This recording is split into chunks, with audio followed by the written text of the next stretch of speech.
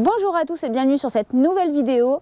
Aujourd'hui, je vous propose d'aborder ensemble les différentes méthodes d'apprentissage chez le cheval, à savoir pour le galop 5 et le savoir 1.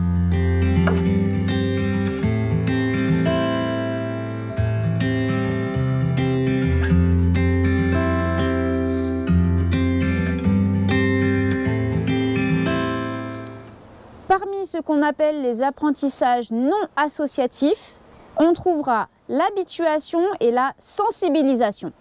Dans ces méthodes-là, c'est la répétition d'une action qui entre en jeu.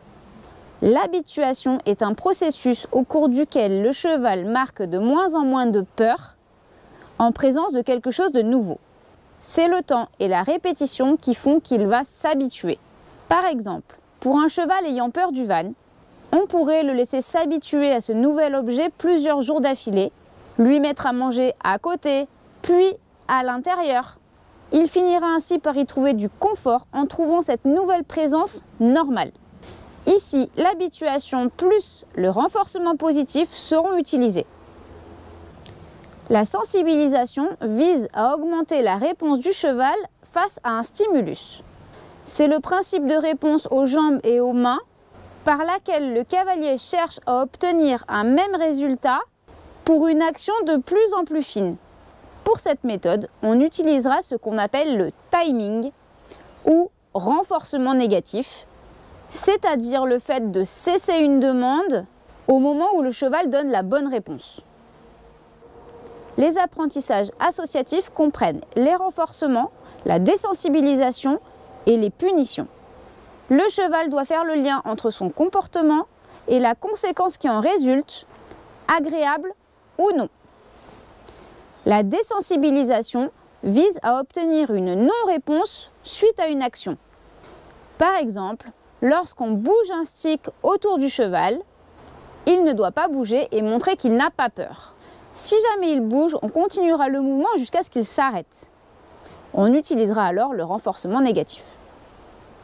Le renforcement négatif, justement, consiste à retirer une pression ou stopper une demande dès que le cheval fournit une réponse juste.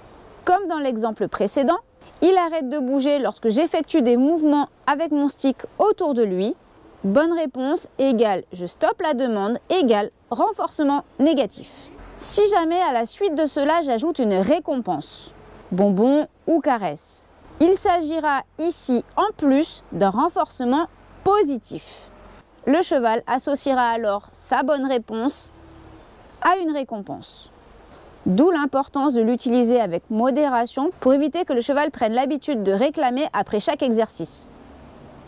Concernant les punitions, c'est un peu le même principe de positif et négatif, si ce n'est que, même si elles ne sont pas recommandées, il est tout de même bon de les connaître. La punition positive est souvent utilisée par exemple lorsqu'on met un coup de cravache à un cheval qui refuse de sauter un obstacle. On ajoute un geste de punition immédiatement après une faute.